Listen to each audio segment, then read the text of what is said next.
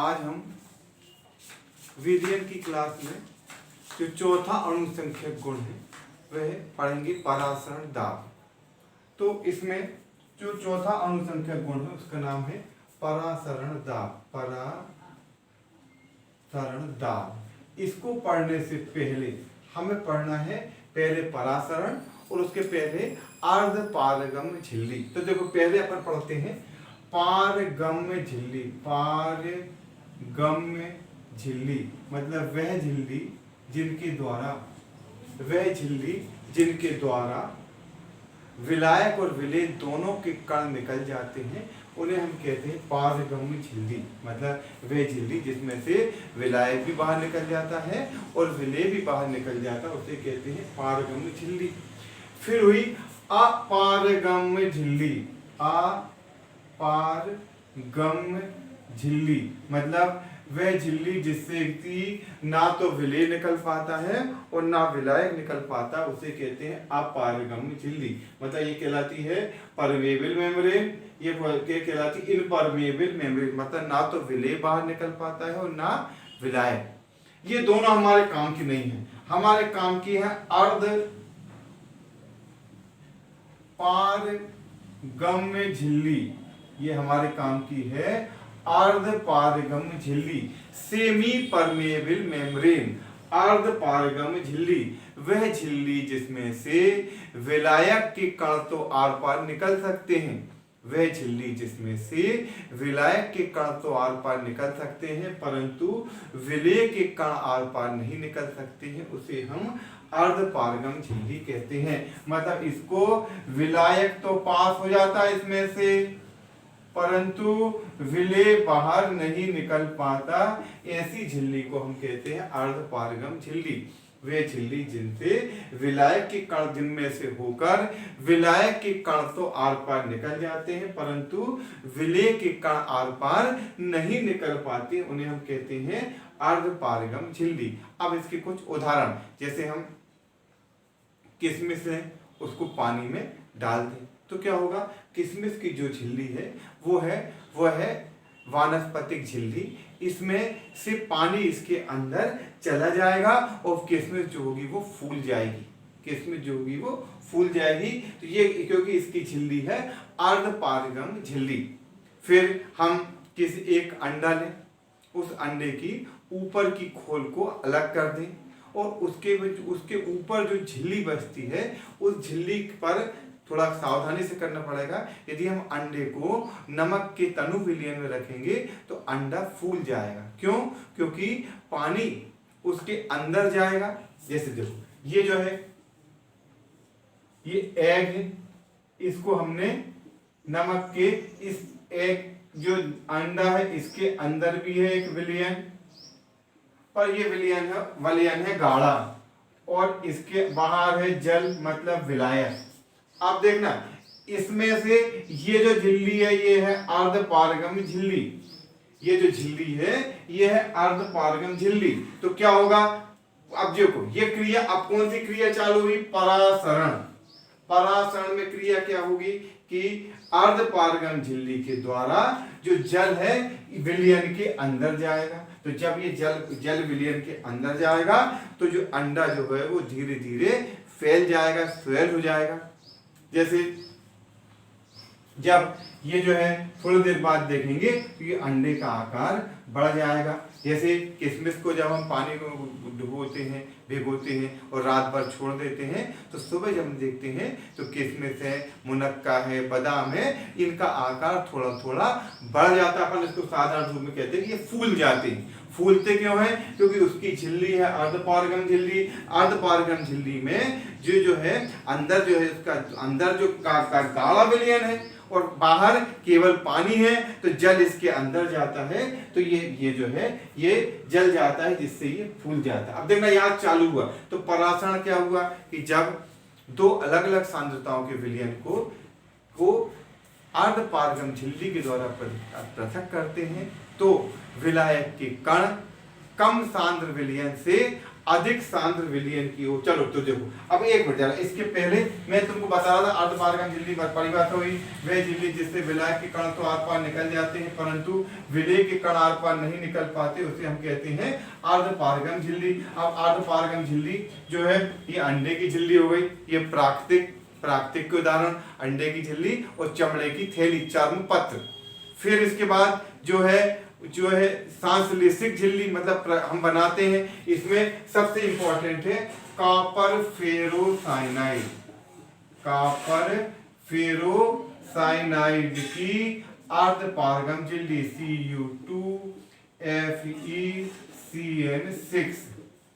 दूसरा सेलोफेन की झिल्ली, फिर सेलुलोज एसीटेट की झिल्ली, सेलुलोज एसीटेट की झिल्ली। इसमें सबसे इंपॉर्टेंट है कॉपर फेरोसाइनाइड जो है, इसकी जो पतली परत है ये अर्धपारगम झिल्ली का काम करती है।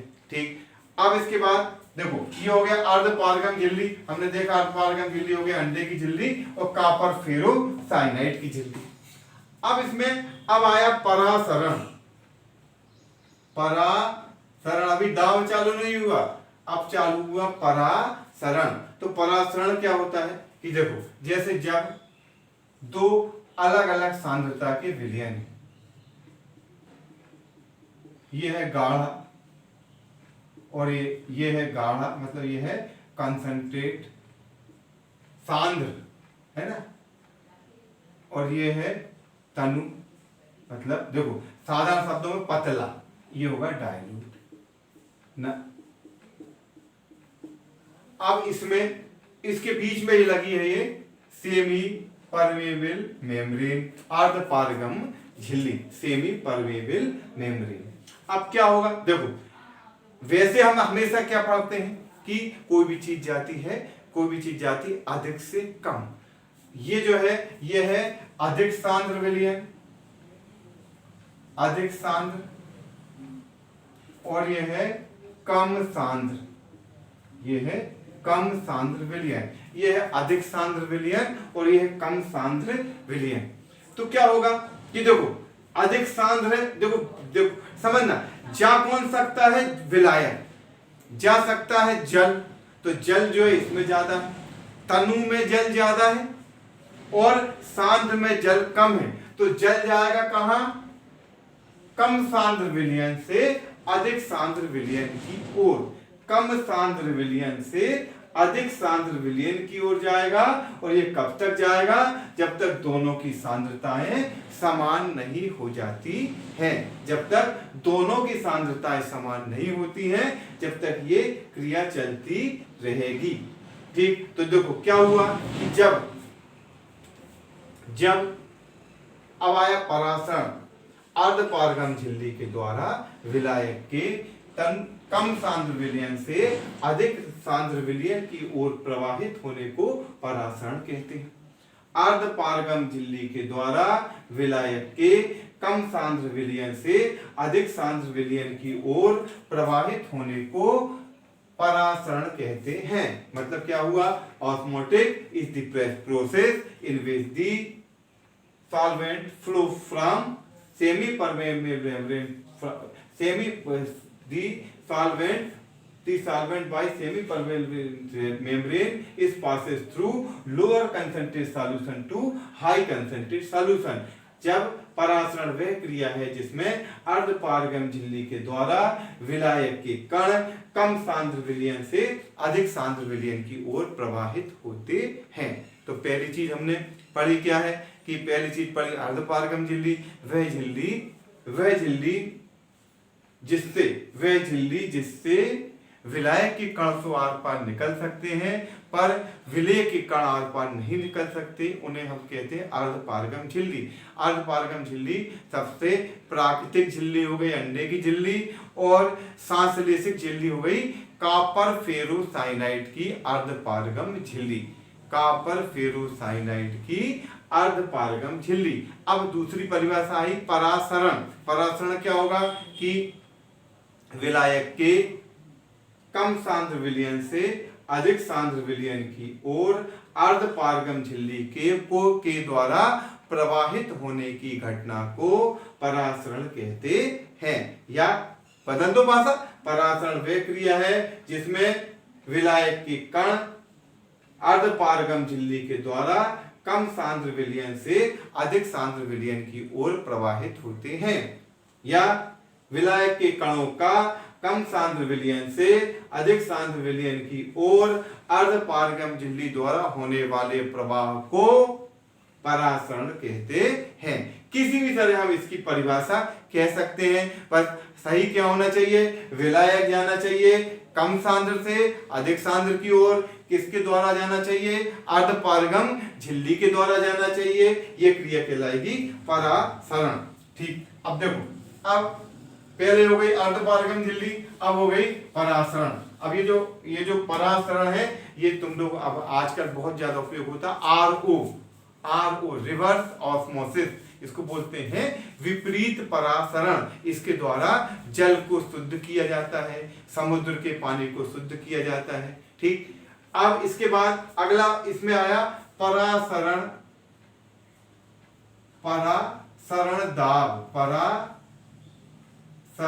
दाब, ऑस्मोटिक प्रेशर। अब यह आया अपना अणुसंख्यक गुण, परासरण दाब या अणुसंख्यक गुण। अब ये इसमें जनरली बोर्ड में क्वेश्चन पूछा जाता है, ऑस्मोटिक प्रेशर किसे कहते हैं। अब इसमें क्या है, सबसे पहले एक उल्टी फनल है, ये जो है इनवर्ट फनल, उल्टी फनल है, चुंगी साधारण भाषाओं में फन चुंगी है, इसका ये उल्टी है, इस पे यहां पर लगा दी है ये सेमी परमेबल मेम्ब्रेन, अर्ध सेमी परमेबल मेम्ब्रेन, अर्ध पारगम झिल्ली। इसमें यहां पर भरा है जल और इसके अंदर कोई भी भरा है विलयन, ये विलयन इसमें भरा हुआ है। ये देखो, अब इसमें ये जो है ये जल भरा हुआ है और ये जो है जल भरा है, ये अर्ध पारगम झिल्ली है। थोड़ा सा दिखाने के लिए तुमको मैं अर्ध पारगम झिल्ली को ये कर दिया ब्लैक से, ये है सेमी परमेबल मेम्ब्रेन। मतलब देखो, ये जो है इसको अपन ऐसा समझे कि ये जो है ये फनल है, ये ऊपर इस फनल में यहां पर लगा दी अर्ध पारगम झिल्ली, अर्ध पारगम झिल्ली को लगा दिया और इसमें कोई विलयन लिया और जो जल जो है वो नीचे ले लिया। अब देखो क्या होगा कि इसमें परासरणी, क्योंकि देखो जल और विलयन के बीच में, जल और विलयन के बीच में है सेमी परमेबल मेम्ब्रेन, अर्ध पारगम झिल्ली। तो इसमें क्या होगा, परासरणी बहाव होगा, परासरण क्रिया होगी। जब परासरणी बहाव होगा तो देखो यहां से विलायक यहां नहीं जा सकता, क्योंकि ये कहां जाएगा, ये जाएगा कहां, जहां विलायक ज्यादा होगा, वहां से वहां जहां पर विलायक कम होगा, तो विलायक के कण इधर जाने लगेंगे। अब जरा बताओ, जब विलायक के कण यहां जाएंगे तो ये तल जो होगा वो नीचे आएगा कि ऊपर जाएगा। जब विलायक इसके अंदर जाएगा तो देखो, विलायक इसके अंदर जाएगा तो इसमें विलायक बढ़ेगा, तो विलायक जब बढ़ेगा तो धीरे धीरे इसका जो तल है वह ऊपर आने लगेगा। ठीक, अब ये प्रश्न हुआ ये कब तक आएगा। अब यदि आप लोग क्लास में मेरे सामने होते, मैं कई सालों से ये क्वेश्चन पूछ रहा हूं, तो बच्चे इसका उत्तर देते हैं जब तक दोनों की सांद्रताएं, अब मैं ही दे देता हूं तुम्हारी जगह, जब तक दोनों की सांद्रताएं समान नहीं हो जाती। अब जरा ये तुमने प्रश्न जो है इसमें अपन सोचें कि क्या इन दोनों की सांद्रता समान हो सकती है। ये केवल पानी है, ये केवल विलयन है, ये विलयन है, अपन ने कह लिया ये शक्कर का शुगर सॉल्यूशन है, इसमें शक्कर या ग्लूकोज मिला हुआ है। अब मुझे बताओ कि जब तक यहां तो ग्लूकोज है ही नहीं, जब यहां ग्लूकोज नहीं है तो जब तक शक्कर इस तरफ नहीं आएगी सांद्रता समान नहीं हो सकती। क्यों? क्योंकि यहां तो केवल पानी है। अब प्रश्न है कि ये कब तक होगी। तो देखो, अब हमने एक किशमिश को पानी में रख दिया, हमने रात भर देखा किस्मत इतनी जो है छोटी सी किस्मत थी, थोड़ी सी फूल गई। हमने उसको और सोचा कि और बढ़ जाएगी, एक दिन में इतनी बड़ी और बढ़ जाएगी और बढ़ जाएगी, तो क्या ये किस्मत फुटबॉल बन सकती है? नहीं बनेगी। एक स्थिति के बाद ये क्रिया रुक जाएगी। ऐसा नहीं है कि एक किशमिश को अपन पानी में डाला रहने दें तो बहुत बड़ी होकर वो फुटबॉल के बराबर हो जाएगी, ऐसा होना संभव नहीं है। क्यों? अब देखो क्यों नहीं होगा कि जैसे ही ये तल बढ़ेगा ये पानी नीचे दबाव लगाएगा, जैसे ये बढ़ेगा तो ये पानी नीचे प्रेशर लगाएगा इस पर अर्धपारगम झिल्ली पर। भैया बहुत हो गया, अब जो है इसके बाद मैं अब अंदर इसके नहीं आने दूंगा। तो देखो ये प्रेशर लगाया जब इसने, तो ये प्रेशर इसने इधर लगाया, ये कौन लगा रहा है? ये दाब, ये जो बढ़ा हुआ पानी पहले प्रेशर लगा रहा था, पर अब ये बढ़ा हुआ पानी जो होगा वो पूरा विलियन इसमें प्रेशर लगाएगा। तो कुछ देर बाद ये पानी का तल बढ़ना बंद हो जाएगा। अब देखना ये जो दाब है ये कहलाता परासरण दाब। क्या हुआ? वह द्रव स्थैतिक दाब जो अर्धपारगम झिल्ली के द्वारा विलायक के विलयन में प्रवेश को रोकता है, वह द्रव स्थैतिक दाब, वह द्रव स्थैतिक दाब मतलब द्रव स्थैतिक दाब मतलब हाइड्रोस्टैटिक प्रेशर, वह द्रव के द्वारा लगाए जाने वाला दाब, वह द्रव स्थैतिक दाब जो अर्ध पारगम्य झिल्ली के द्वारा विलायक के विलयन में प्रवेश को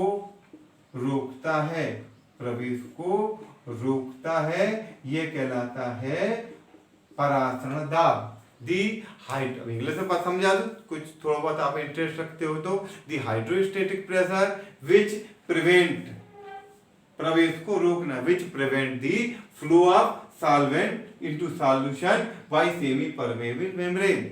The hydrostatic pressure which prevent the flow of solvent into solution by semi-permeable membrane is called osmotic pressure. The hydrostatic pressure which prevent the flow of solvent into solution by semi-permeable membrane. वह द्रव स्थैतिक दाब जो अर्धपारगम झिल्ली के द्वारा विलायक के विलयन में प्रवेश को रोकता है, वह द्रव स्थैतिक दाब जो अर्धपारगम झिल्ली के द्वारा विलायक के विलयन में प्रवेश को रोकता है, उसे हम कहते हैं परासरण दाब, ऑस्मोटिक प्रेशर। ठीक, तो ये हुआ तुम्हारा ऑस्मोटिक प्रेशर या परासरण दाब। वह द्रव स्थैतिक दाब जो अर्धपारगम झिल्ली के द्वारा विलायक के विलयन में प्रवेश को रोकता है, उसे कहते हैं हम परासरण दाब या ऑस्मोटिक प्रेशर। ठीक, अब देखो ये जो है परासरण दाब जो है यह एक अणुसंख्यक गुण है, जो अब हमारा आ गया अणुसंख्यक गुण। तो अणुसंख्यक गुण मतलब विलयन के वे गुण जो, अणुसंख्यक गुण मतलब विलयन के वे गुण जो विलयन में उपस्थित विलय के कणों की संख्या पर निर्भर करते हैं, उन्हें अणुसंख्यक गुण कहते हैं। पहला अणुसंख्यक गुण था वास्तव में अवनमन। गलत बोला सही बोला? ये कॉम्पिटिटिव एग्जाम में पूछा जाता है। पहला था वास्तव में अवनमन, नहीं, वास्तव में आपेक्षिक अवनमन। दूसरा था क्वथनांक में अवनमन, नहीं, क्वथनांक में अवनमन नहीं, क्वथनांक में उन्नयन, क्वथनांक में वृद्धि होती है इसलिए क्वथनांक में उन्नयन। तीसरा था हिमांक में अवनमन और चौथा हुआ परासरण दाब। ये चारों जो हैं ये कहलाते हैं अणुसंख्यक गुण। परासरण दाब के लिए हमने पढ़ा अर्धपारगम झिल्ली, वह झिल्ली जिसमें से विलायक के कण तो आर पार निकल जाते हैं परंतु विलय के कण आर पार नहीं निकल पाते हैं, उन्हें हम कहते हैं अर्धपारगम झिल्ली। उदाहरण प्राकृतिक अर्धपारगम झिल्ली, अंडे की झिल्ली, सांश्लेषिक अर्धपारगम झिल्ली जो है कॉपर फेरोसाइनाइड की अर्धपारगम झिल्ली। फिर इसके बाद परासरण बहाव या ऑस्मोसिस। तो क्या हुआ? वह क्रिया जिसमें विलायक के कण कम सांद्र विलयन से अधिक सांद्र विलयन में अर्धपारगम झिल्ली के द्वारा प्रवाहित होते हैं, उसे परासरण कहते हैं। अब परासरण दाब मतलब वह द्रवस्थैतिक दाब जो अर्धपारगम झिल्ली के द्वारा विलायक के विलयन में प्रवेश को रोकता है। वह द्रवस्थैतिक दाब जो अर्धपारगम झिल्ली के द्वारा विलायक के विलयन में प्रवेश को रोकता है।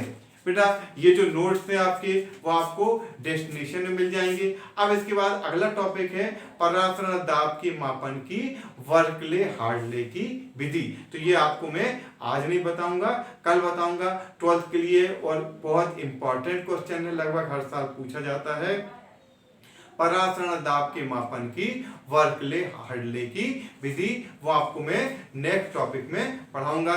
पहले वीडियो देखने के पहले आप इसके नोट्स को कॉपी में उतारें, उसके बाद आप वीडियो को देखेंगे तो आपको लगभग सभी चीजें समझ में आ जाएंगी। ओके बेटा, थैंक यू।